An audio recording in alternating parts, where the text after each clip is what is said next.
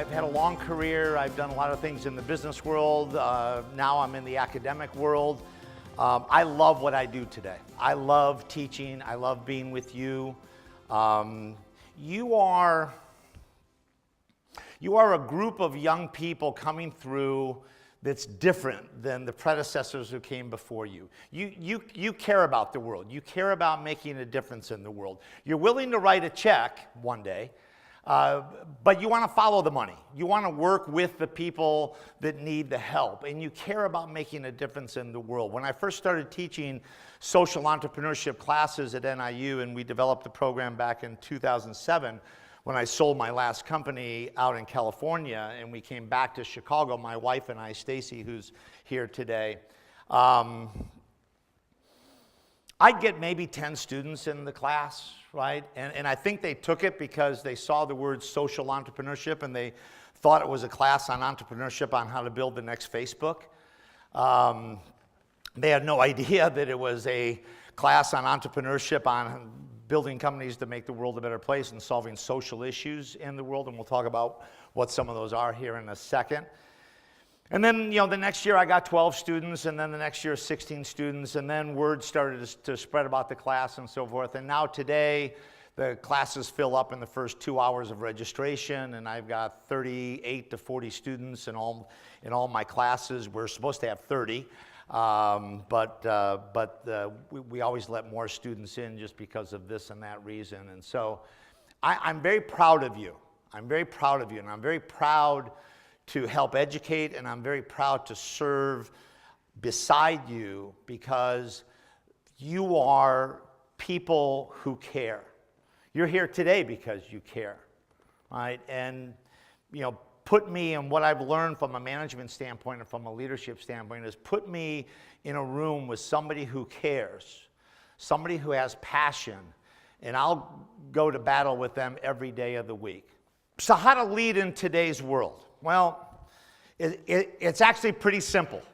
Leadership is very simple. Be a good human. Be a good human. Think about the jobs that you've had. And I'm going to assume that most of you in this room have had a job or have a job today. Think about the jobs that you've had and the people who have led you, right, and the people that you've admired from a leadership standpoint. And I think you're going to find that most of them were a pretty good human being. You typically don't follow jerks. You typically don't follow people who aren't good. So the first criteria from a leadership standpoint and how to lead is be a good person. Just be a good person. Okay, so as a teacher, I've got to ask questions. So what does 7.2 billion mean? Yeah.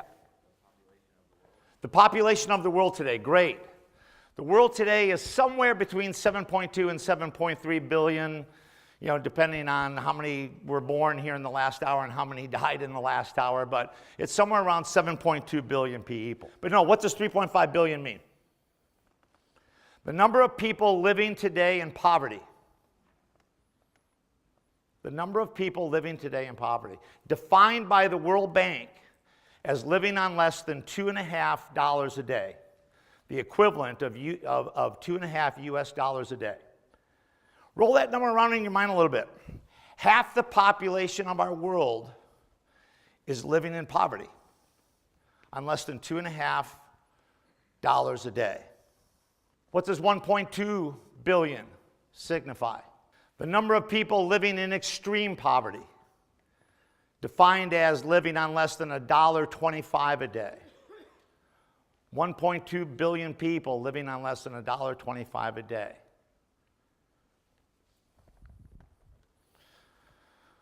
So, what are some of the social issues that we deal with today? Well, hunger and poverty, first and foremost. 3.5 billion people living on less than $2.50 a day. 1 billion people tonight will go to bed hungry, without a meal. And not because they chose to. They didn't have a choice. Close to 1 billion people will go to bed hungry tonight. Environment. Want to take a guess on how many Earths we are currently using today from a natural resource, and that's at 7.2 billion. We currently today are using the natural resources of about 1.6 times the natural resources that our Earth has. We're using 1.6 times the amount of natural resources that our Earth has today. And that's at 7.2 billion people. Now, what's going to be when we get to 9? How much of the Earth's natural resources are we going to be using? And that we're using natural resources and we're turning them into waste 1.6 times faster than we're taking waste and turning it back into natural resources. The Earth cannot sustain the rate at which we are using its natural resources. We've got to change our ways. We've got to change the way we use the resources of our world. Access to clean drinking water. Over 1.5 billion people in the world today are drinking contaminated water. It's today one of the leading causes of death in Africa, as much or more than AIDS and HIV today in Africa. 1.5 billion people do not have access to clean drinking water. Access to electricity. Close to 2.5 billion people, 2.5 billion people do not have access to reliable electricity.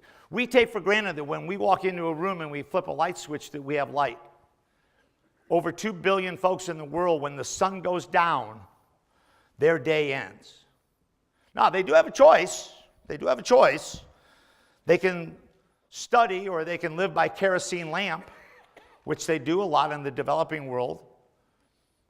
But kerosene is one of the leading causes of cancer and also one of the leading causes of fires in homes. So our choice is we either live in darkness because we don't have access to electricity, or we burn cancer-causing kerosene. Over 2 billion people do not have access to electricity. Think about that. You don't have refrigeration. You don't have access to hot water. You don't have access to light. Forget about a microwave. Education. This is just Dennis Barsema's theory, right? No one else's that I'm purporting here, but my belief is the way to sustainably lift the world from poverty is through education. In my mind, an educated world will figure it out. An educated world will figure out how to lift themselves from poverty sustainably. Not just get above the line for a little bit and then we fall below the line, and then we get above the line and we fall below the line. To sustainably stay above the line of poverty. An educated world will figure it out. We have got to get the kids in school, and we've got to keep them in school. The goal should be to have 100% of our world getting at least a primary education through age, in most countries regarded as through age 11. Too many kids today, about 10% of the world today, is not in school. We have to get 100% of our children in the world in school, at least through primary school. An educated world will figure out how to sustainably lift themselves from poverty. Infant mortality. Over 6 million children in the world die every year from largely preventable disease. Diarrhea, malaria. Diseases that could be prevented if we had the right drugs and had the right hospital care for them, but we don't in the developing world. Why? Because they can't afford to pay for it. Drug companies are for-profit companies. They like to sell drugs to people who have the ability to pay for the drug. If you don't have the ability to pay for the drug, they'll put the drug up on the shelf and it won't reach you. 6 million children every year are dying from preventable disease before they reach the age of 5. Just in the time that we're going to be together here today, in the hour that we're going to be together here today, over 700 children will die in the world from preventable disease. They don't have to die. Why social entrepreneurship? Well, I've told you what some of the social issues are that we're dealing with in the world today. So who's going to solve them? Our governments? Yeah, I mean, they play a very important role. I'm not anti-government at all. I mean, they play a very important role. They play a very important role in providing funding. They play a very important role in providing research, in providing laws. But the governments are not going to solve all of our social issues. It's going to be private citizens forming social businesses, non-for-profit or for-profit, social businesses solving the world's social issues. Social entrepreneurship right now is the fastest growing market from an entrepreneurship in the world today. And guess what? Most of these entrepreneurs are under the age of 30 because they care about making a difference in the world. And this is what we're teaching at Northern Illinois University. So, the motto of my class is very simple. And if you take nothing away from today, please take this away. This is your one takeaway. Find something that breaks your heart. Find something in the world that breaks your heart. And it's going to be different for every one of you. Every one of you, some social issue. And it doesn't have to be in the developing world, folks. It can be right in our own backyard. Right in our own backyard. But find something that breaks your heart and then do something about it. And then do something about it. I always tell my classes, you've got 5 choices in life. You can become a social entrepreneur. Not for everybody. Not everybody wants to be employee number 1 or even employee number 30. They want to be employee number 200 when the risk has been taken out of the business, right? So not everybody's meant to be an entrepreneur, but you can become a social entrepreneur. You can work for a social entrepreneur. You can work for a social business. You can work for a socially responsible business, a profit maximization business, but they're doing good things for the world through programs that they have within their company. You can be a volunteer or a donor, or you can do nothing. I'm asking you to take option 5 out of the equation. Do not in your life do nothing. Do one of those first 4 things. Become a social entrepreneur, work for a social business, work for a socially responsible business, and be a part of their social responsibility programs, or be a volunteer, be a donor. Find a way to make a difference, but find something in the world that breaks your heart and then go do something about it. So, let's talk a little bit about some things that I've learned in my career as a bouncer. In my career, doing a lot of different things, right? Doing a lot of different things. I promise you, everybody in this room has as much or more talent than I had when I was sitting where you are. I promise you that. I was not the best student. 2.9 grade point average. Yay. Let's hear it for average. I stutter. I've stuttered my whole life. It'll come out at some point in time in this next half hour, I'm quite sure. I'm kind of average. But the things I'm going to talk about are all things that I've learned to do in my lifetime that have allowed me to take whatever skills God has given me. And I praise God for all the skills that He has given me. And I use them. And that's what you've got to not be afraid to do. Don't be afraid to use all the God-given skills that you've been given. And use them to the fullest of their ability and yours. So that begins with smashing fear. Too often times we just get afraid. We get afraid to walk through that door because it looks really, really hard. They talked about at the beginning the IPO that we did. I don't know if you know what an IPO is. It stands for Initial Public Offering, right? It's taking a company from being a privately owned company to a publicly owned company where your stock can be bought on, one of the markets. Ours in particular was the NASDAQ. In doing an IPO, as the CEO, as I was, you do what's called a road show. And a road show is a 3.5-week road show where you're flying around the world and you're presenting to potential investors like Putnam and Janus Fund and Fidelity and all of the big ones, Credit Suisse, UBS, Citibank, Dean Witter, et cetera, et cetera. You're presenting to them all, hoping to stimulate interest in your stock, in your company, so that when your stock goes public, they will buy your stock. And they will, in essence, make a market for your stock. And you spend 3+ weeks doing that. I was afraid to do that. I was afraid to do that because of my stuttering. I was afraid that I would not be able to represent the company in the right light and we would have a failed IPO. And as a CEO, you never want to have a failed IPO.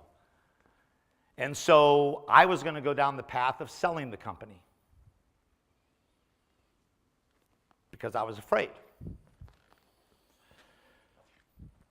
And my wife, Stacy, one day cornered me in the house and she said, I know why you're not wanting to do the IPO. I know why you're wanting to just sell the company. She said, you're afraid. You're afraid of your speech. I said, yeah.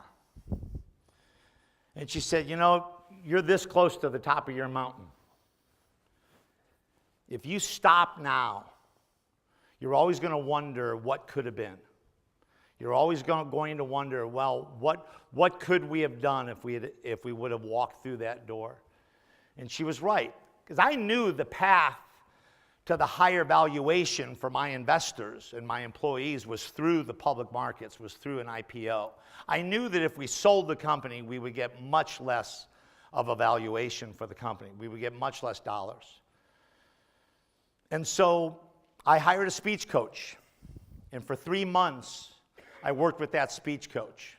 The very first day, Stacy will remember this, the very first day, he tells me, he says, okay, come in, bring your CFO with you, your chief financial officer, bring your vice president of marketing with you. And I did, and they're in this small conference room with me, and he has a camera. And I'm staring at the camera, and I'm like, oh, I don't like cameras. And it was a video camera. And he says, here's a script. Read this script. I'm going to film you to get a baseline. Now, if anybody in this room stutters, or if you know of somebody who stutters, you know that we can't read from a script.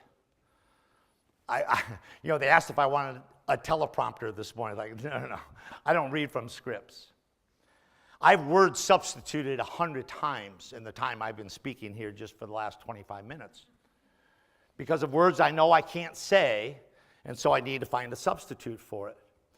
But he was dead set on I had to read that script word for word. And I sucked. I was so bad.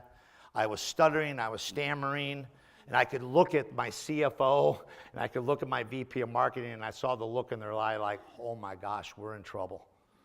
We are in trouble. And I left that day. Stacy picked me up that day, and I got in the car, and I just started crying. I'm like, this is really hard. And she said, I know. And the next day I went back. And for 3 months I worked with him. And got to the point where I could speak and do it in a respectable way. And I was always not bad, right? I mean, one-on-one I was always pretty good. I mean, I wouldn't have become a chief executive if I couldn't speak. But speaking before large crowds, that was a different story. And we wound up having the 5th most successful IPO in the history of U.S. companies at that day. 100% of every company and every investor that I presented to during that 3.5 weeks, 100% bought our stock on the day that the stock traded. So the message is here, something is going on in your life right now that you're afraid of. There's some door that you're not wanting to walk through because you're afraid that you're going to fail. You're afraid what's on the other side. You're afraid how hard it's going to be. And yeah, it's going to be hard. But I'm encouraging you, smash whatever fear you have and walk through that door. What's the worst that's going to happen to you? You're going to fail? Okay, fine. Does anybody in this room expect to not fail in their life? We all fail. We're going to talk about that here in just a second. All right? Smash fear in your life. Fail fast. You always hear about, learn from your failures. And yeah, sure, learn from your failures. But nobody likes to fail, right? Nobody likes to fail. We don't choose to fail. Failure is a part of life. But I'm a believer in fail fast. Fail, but fail fast. So, how do we fail fast? Well, you fail fast by putting some metrics in place to measure your progress. I'll give you an example. In my companies, my launch teams, whenever we released a new product, my launch teams knew that they had to come to me with 5 different metrics. I wanted a metric on the number of units that we expected to ship, the cost of making the units or the cost of making the product, the sales price, what we expected to sell the product for. I wanted a metric on customer satisfaction, and I wanted a metric on quality. I wanted those 5 metrics. And they knew that I was going to look at the data every week to see, are we meeting our metrics? Are we selling the product for the price we thought we were going to sell it for? Are we making the product for the cost we thought we could make it for? Do our customers like the product? Is it a quality product? They knew I was going to look at those every week, and they knew that if we weren't meeting our goals, we were going to make a mid-course pivot, right? If it's costing us too much to make the product, well, we got to find a way to cost reduce the product so that we can meet our metric. They also knew that after about 6 months, if we weren't meeting our goals, if we weren't meeting our metrics, I was not going to be afraid to pull the plug on it. I was not going to be afraid to pull the plug on that product. Why? Because as their CEO, I looked at it as my responsibility. If this is my launch team and the product that they're launching is failing, they're all really smart people. And my responsibility to them is to have them work on successful projects.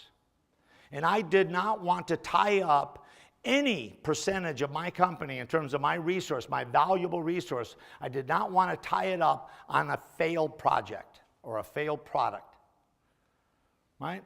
So the worst thing I could do for them is to keep them on a failed product for years. Fail fast. If you're going to fail, fail fast. The worst mistake you can make is to stay in a failure for too long. We got to learn in life that sometimes our best is not good enough. And that's okay. Move on. You're going to try your best to get whatever grade you want to get on that test. I need an A on this test, and you're going to study, and you're going to do everything right. You're going to do everything right, and you're going to get a B. That's okay. Move on. Because sometimes your best in life is just not going to be good enough. And that's okay. Move on.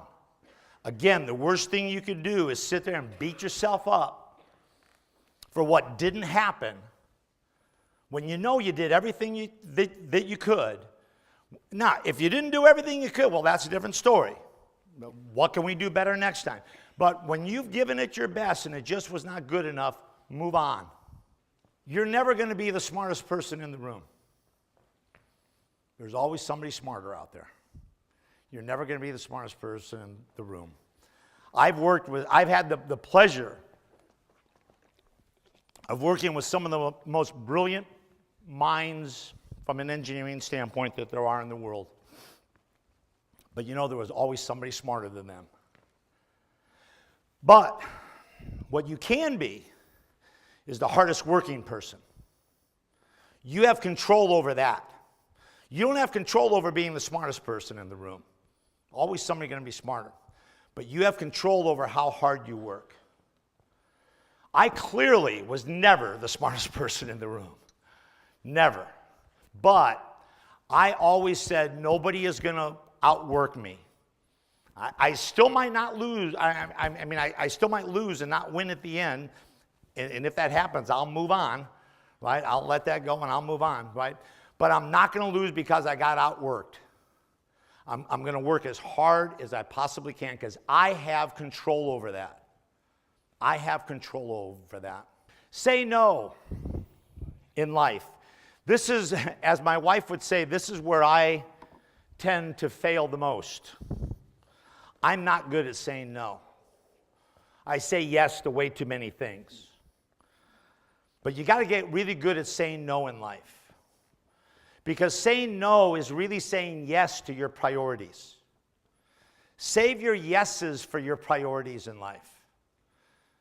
We only have so many hours in the day, right? I mean, at some point in time, you got to sleep and you've got to rest, right? So you only have so many hours in the day. And if you're saying yes to too many things that are not a part of your priorities, then you're not saving the time in your day for those things that are your priority.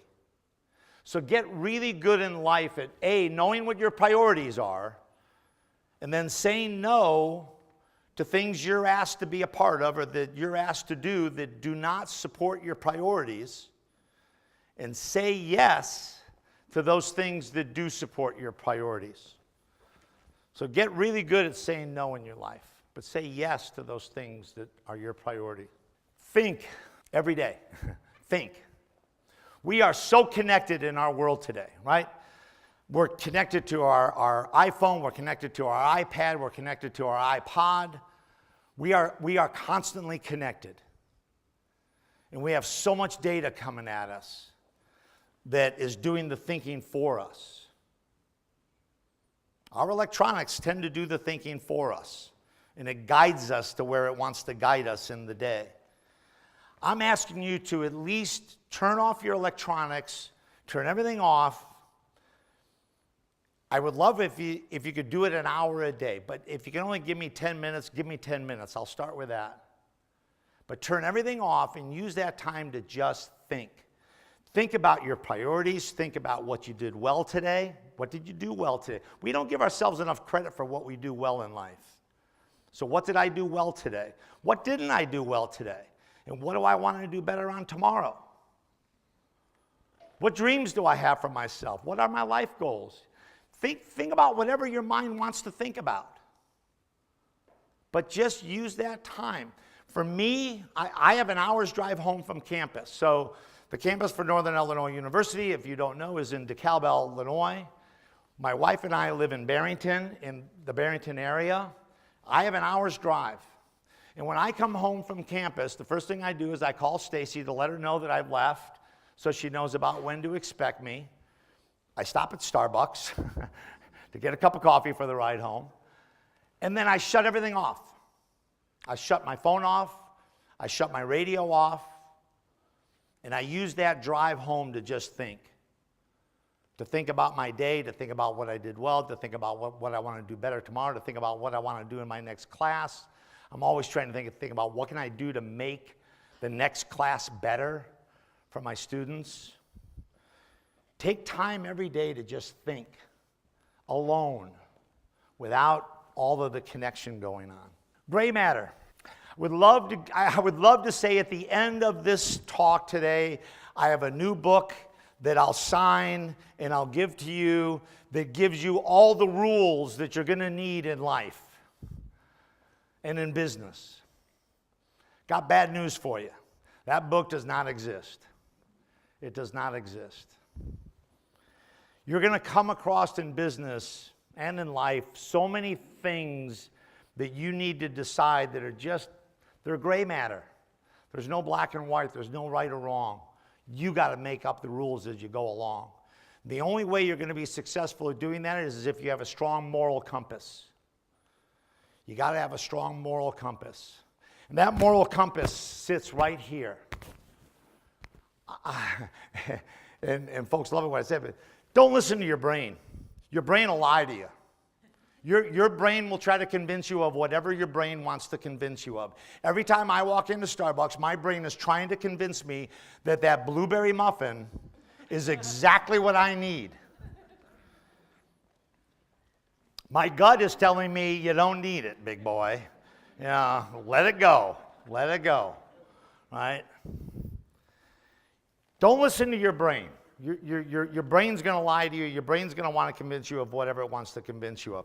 Listen to your gut, and your gut resides right here. resides right here. That's what's telling you what the right thing is to do. I had a situation when we did the IPO. Clearly, I won't mention names, but I had a blackmail situation going on, right? Where somebody was trying to use the stock that I had to give. They were trying to get a disproportionate amount of it for their company. I could have done it. I mean, they weren't asking me to do anything illegal, but it just wasn't right. And I knew it wasn't right. And they represented a big client to us, right? But I told them, I said, look, I'm not going to do what you're asking me to do because my gut was telling me it was not the right thing to do, right? It was in that gray matter. Listen to your gut. Your gut's going to tell you what's right and what's wrong. You're never too young and you're never too old. Don't let anybody tell you that you're too young to start a business. Don't anybody tell you that you're too young to do something great, that you're too young to do something, because you aren't. You aren't. You don't need a bunch of gray hair around your ears in order to do something significant. Now, you may want some folks with gray hair around their ears to be your advisors and to be your mentors. But you're never too young. If you have a great idea, there's no age limit on great ideas. And you're never too old to do something significant. I'm 61 years old. And folks are always asking me, well, you know, what's the greatest thing you've done in your life? I don't think I've done it yet. I honestly don't. I don't think I've done it yet. I think God's got something out there for me that's going to be greater than anything that might have, you know, happened in my life that I've been a part of. You're never too old and you're never too young to do something significant. There's no age requirement on ideas. Have passion in life. You know, we always talk about do what you've got passion for. Yes, do what you've got passion for. But passion alone is not enough. Passion alone is not enough. You got to be good at something. You got to have a skill. When you take passion and skill and combine them together, then you got something. Then you've got something. Passion by itself is not good enough. Skill by itself, not good enough. You got to have skill and passion together. So understand in life, what am I good at? I mean, I ran technology companies. I'm not a technologist. I couldn't lay down a line of code if I had to. Right? I'm not good at that. What I'm good at is I'm good at leadership. I'm good at sales and marketing. That was my skill set, was leadership. Right? And I built some pretty good companies. But understand what you're good at. And then combine that with passion. And then you got success. So why passion? I promise you that in your life, at some point in time, whatever you're doing, that knothole is going to get really, really, really small that you've got to get through. And if you don't have passion for what you're doing, you're not going to have the will to get through that knothole and get to the other side. You're going to give up. You're going to give up because it's going to get too hard, and you're going to say, to heck with that, I'm going to go try something else. If you don't have passion, you're not going to get through that knothole in life. And it'll come. It may come early in life, it may come later in your life, but it's going to come. And oh, by the way, there may be several knotholes that you have to get through. And without passion, you're not going to get through them. You're going to give up too soon. Everything counts. Everything counts. Let's get back to our social issues, right? There is no act too small to make a difference in the world. And oh, by the way, it doesn't take money to make a difference in the world. Is there anybody in this room who's a part of the Big Brothers Big Sisters organization? We got a couple? Great. My two oldest sons were big brothers when they were in college. It costs nothing to become a big brother or a big sister to some smaller child who doesn't have a father or a mother role model in their life. It might cost you, the cost of a Coke when you take them out each week and you mentor them. It doesn't cost money to make a difference, but the difference that you might make in that child's life from a mentoring standpoint could mean all the difference in the world. Could mean all the difference in the world. Everything counts, guys. It's like a mustard seed, right? The mustard seed is the smallest seed in the world, but it produces one of the most biggest, beautiful trees in the world, the mustard seed tree. Every small act of kindness counts. Last slide in terms of my advice and my learning lessons. You need purpose in life. Everybody needs purpose. We can't just go through life and not have purpose. And everybody's purpose is going to be different. I feel like what I'm doing right now is my purpose as an educator, right? And I feel like I'm making a difference in the world. I was in an event last night in Chicago for an organization called the Young Entrepreneurs Academy. And it's for young women who are grade 7 through grade 12 who develop business ideas. And I was a part of a panel of judges. It was a kind of a mini Shark Tank, if you will. And we saw 10 young ladies or teams of ladies give presentations last night on their business ideas. The youngest one, she was 12 years old. She was awesome. She had an idea for a comic book that she created. She created all of the characters, so all of the characters were vegetables. And the comic book is about how to eat healthy. And it's aimed at children ages 5 to 10 or 12. And she created the storyline, she created all the characters, she did all of the art drawings. She was a sole entrepreneur. She gave the whole presentation herself to a room full of adults. Her mom and dad were there and everything else. And she was awesome. She needed to raise like $2,000, right, was what she needed to start her business. And she went back to her slide on the $2,000 that she needed, right, for her startup. She went back to it about a half a dozen times. She said, and I need $2,000 to start this business. And then she talked about, blah, blah, blah, and I need $2,000 to start this business. She was incredible. She was so, so cute.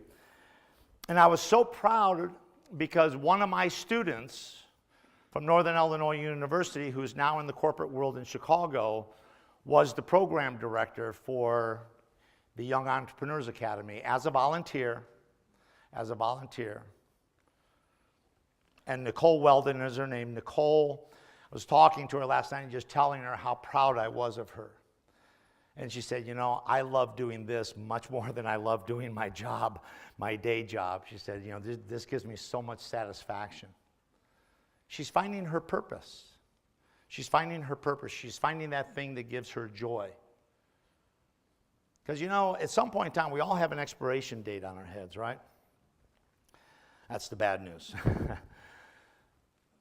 At some point in time, we're all going to be asked, I gave you a lot of gifts. What did you do with them? What did you do with them? And if we find our purpose in life, right, that thing that we do that's making a difference in the world, if you find that purpose, then you're going to find happiness. Because I'm here to tell you, money alone will not buy you happiness. It will not give you happiness. It won't. As soon as you deposit that check in the bank, you kind of forget about it. It will not give you happiness. Money and purpose will give you happiness. Purpose is what gives you the happiness. Purpose without money gives you happiness. You're not going to get happiness from money alone. You got to find purpose in your life. That's where your happiness is going to come from. I call it psychic income. Psychic income, right? It's that feel good that you have about making a difference in somebody's life in our own backyard or 6,000 miles away, that you made a difference in somebody's life. So find purpose in your life. I'm going to leave you with this quote. The reasonable person adapts themselves to the world. The reasonable person adapts themselves to the world. The unreasonable person persists in adapting the world to their ideas. The unreasonable person persists in adapting the world to their ideas. Therefore, all progress depends on the unreasonable person. So what does this mean? It means that the reasonable person is going to say, world, tell me what I should do. Tell me how it should be, and I'll follow. Give me the roadmap, world, and I'll follow it. I don't care if it's the right roadmap. I don't care if it takes me to where I want to go. Just, world, you tell me how it should be. The unreasonable person is saying, no, not good enough for me. I have a better idea, and I'm going to persist in adapting the world to my ideas. I'm going to persist in adapting the world to my ideas, and therefore, all progress depends on the unreasonable person. If everybody in this room is reasonable, as a world, we will make no progress beyond where we are today. You've got to be unreasonable. If I was not unreasonable, we wouldn't be here today, because they told me that I couldn't do what I did because I stutter. They said, go find a job where you're in a cubicle and you don't have to communicate with the world. And I didn't see that life for myself. That was not the life that I wanted. And right now, today, somebody's trying to put you in a box. Don't let them do it. You persist in adapting the world to your ideas. What do you want your world to be? What do you want the world to be? What change do you want to bring to the world? Persist in adapting the world to your ideas. It's the only way we make progress. And it's the only way as a world that we are going to get better and that we are going to improve. And it's on your shoulders. It's on your shoulders. Be unreasonable. You've got my permission. Thank you.